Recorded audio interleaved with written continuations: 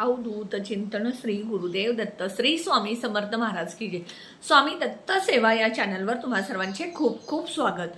तुम्हा सर्वांचं आरोग्य उत्तमाचं राहू दे, राहिलेलं आयुष्य आरोग्यदायी जाऊ दे, तुम्हा सगळ्यांना दीर्घायुष्य मिळू दे अशी मी स्वामी चरणी प्रार्थना करते आणि माझ्या व्हिडिओला सुरुवात करते।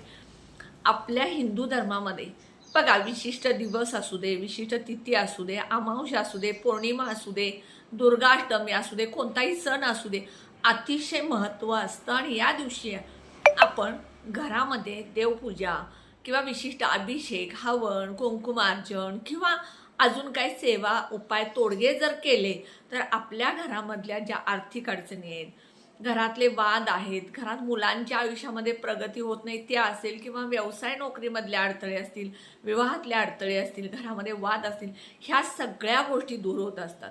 म्हणून आपण प्रत्येक सणाला किंवा पौर्णिमेला, अमावस्याला काही ना काही उपाय करत असतो। त्याच पद्धतीनं आपल्याला उद्या पौर्णिमेला एक उपाय करायचा आहे। हा उपाय आपल्या कुंडलीतील शनी दोष, पितृदोष दूर होऊन, घरामधल्या आर्थिक अडचणी दूर होऊन घरामध्ये सुख समृद्धी येईल। आता पौर्णिमा जी आहे ती वैशाख पौर्णिमा आहे।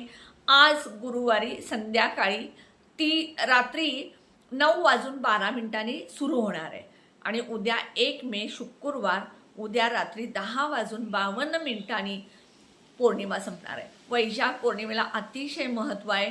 त्यात बौद्ध पौर्णिमा आहे आणि बौद्धांचा जन्म या दिवशी झाला म्हणून या दिवशी बौद्ध पौर्णिमा म्हणून पण साजरी केली जाते।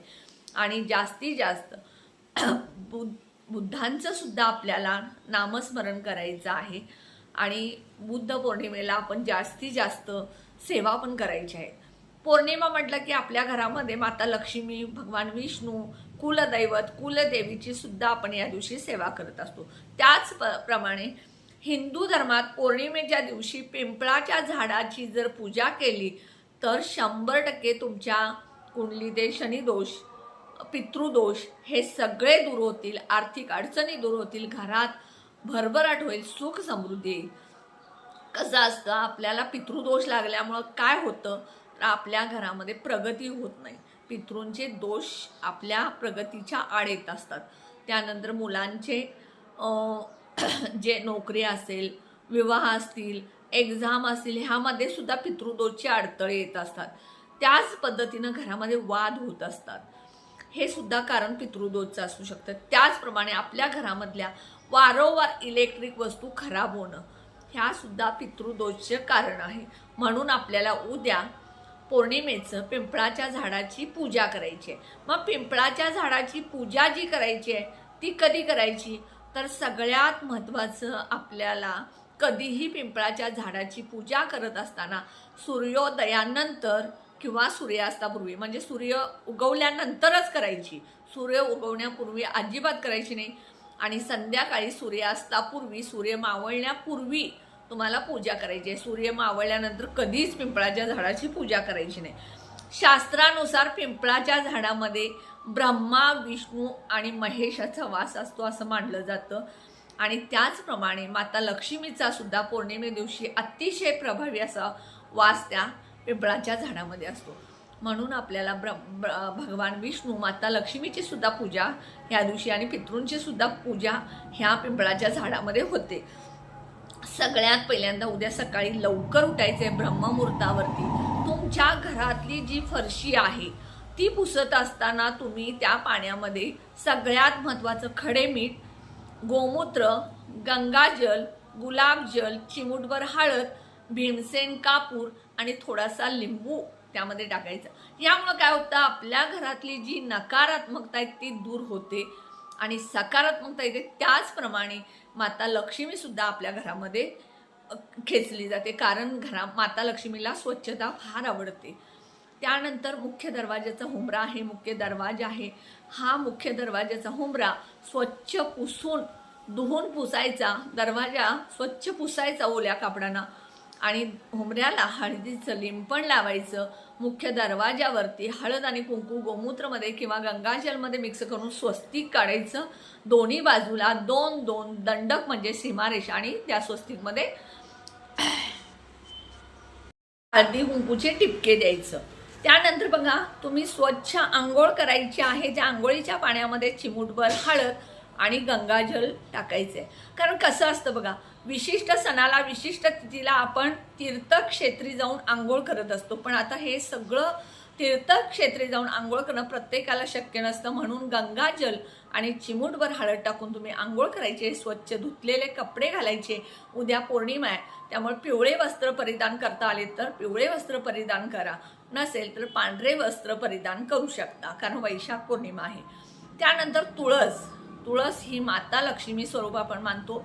भगवान विष्णूंना तुळस अतिशय प्रिय आहे. ह्या तुळशीला तुम्ही तांब्याच्या तांब्यामध्ये पाणी घ्यायचं, त्यामध्ये कच्चं गाईचं दूध असेल तर टाका, नसेल तर साधं कच्चं दूध टाका, हळद कुंकू टाका आणि तुळशीला जल अर्पण करायचं. त्यानंतर तिथे तुपाचा दिवा लावायचा, अगरबत्ती लावायची, तुळशीची विधिवत पूजा करायची.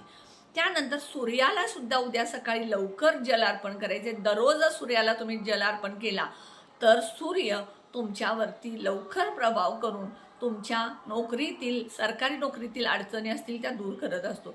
त्यामुळे उद्या सूर्याला सुद्धा तांब्याच्या तांब्यामध्ये पाणी घ्यायचं, त्यामध्ये थोडंसं कच्चं दूध, हळदी कुंकू टाकायचं, अक्षदा अखंड टाकायच्या, लाल फूल घालायचं आणि हे पाणी सूर्याला अर्पण करायचं. आणि अर्गला स्तोत्र हे ओम सूर्याय नमो नमः हा मंत्र म्हणायचा. त्यानंतर बघा तुम्हाला सकाळी शक्य असेल तर सकाळी किंवा दिवसभरात कधीही पिंपळाच्या झाडाला तुम्ही जल अर्पण करायचे. सगळ्यात पहिल्यांदा सकाळी हे तुम्ही सूर्य आणि तुळशीचं पाणी ज्या वेळेला पूजा करता त्यानंतर लगेच तुम्ही तुमच्या घराच्या आसपास कुठे पिंपळाचं झाड असेल तर त्या पिंपळाच्या झाडाखाली जाऊन पूजा करायची. सगळ्यात पहिल्यांदा पिंपळाच्या झाडाला एखाद्या तांब्याच्या तांब्यामधून किंवा स्टीलच्या तांब्यामधून जल अर्पण करायचे. हे जल अर्पण करत असताना त्यामध्ये थोडंसं कच्चं दूध, काळे तीळ हे टाकायचं आणि जल अर्पण करायचं. हळदी कुंकू लावायचं. त्यानंतर अगरबत्ती, तुपाचा किंवा तिळाच्या तेलाचा दिवा तिथे लावायचा. हा दिवा जो आहे हा कणकेचा बनवायचा, कारण जी कणिक आहे ती दिवा शांत झाल्यानंतर किडे मुंग्या खाल्ल्यामुळं सुद्धा आपल्याला पितृंचा आशीर्वाद मिळत असतो. कारण आपण किडे आणि मुंग्यांना हे अन्नच त्या मार्फत दिलं जातं.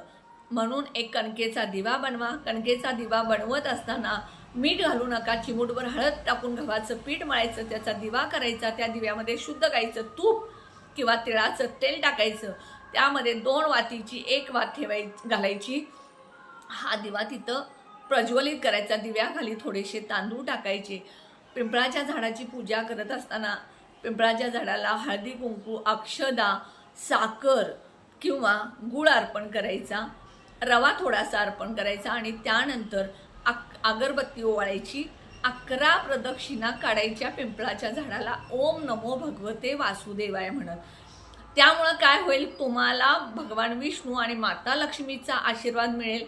त्याच पद्धतीनं तुम्हाला पितृंचा सुद्धा जो दोष आहे, शनी दोष आहे, तो निघून जाईल. ह्या सगळ्या उद्या पौर्णिमेच्या सेवा तुम्ही पिंपळाच्या झाडाच्या केला तर तुमच्या कुंडलीतील ग्रहदोष निघून जातील, घरातील दोष निघून जातील, कुंडलीतील शनी दोष आणि जे पितृदोष आहेत ते निघून जातील. या दिवशी पिंपळाच्या झाडाची पूजा केल्यामुळं घरात सुख समृद्धी येते आणि आर्थिक अडचणी दूर होतात. त्यामुळे उद्या नक्की तुम्ही घरातल्या आर्थिक अडचणी दूर होण्यासाठी, लक्ष्मीचा आशीर्वाद, भगवान विष्णूंचा आशीर्वाद मिळण्यासाठी ही उद्या, पितृंचा आशीर्वाद मिळण्यासाठी उद्या ही पिंपळाच्या झाडाची पूजा नक्की करायची आहे. ह्या पूजा केल्यामुळं तुमच्यावरती पितृ प्रसन्न होतील आणि माता लक्ष्मी आणि भगवान विष्णू प्रसन्न होतील. घरातल्या आर्थिक अडचणी दूर होतील. घरातल्या आर्थिक अडचणी दूर झाल्या की घरातले सगळं वातावरण सुख समृद्धीनं भरेल. नक्की उपाय करा. व्हिडिओ कसा वाटला नक्की कमेंट बॉक्समध्ये सांगा. व्हिडिओला जास्तीत जास्त शेअर करा, लाईक करा, ऑल बटनला क्लिक करा. त्यामुळे माझे छोटे छोटे उपाय सेवा तोडगे करतील.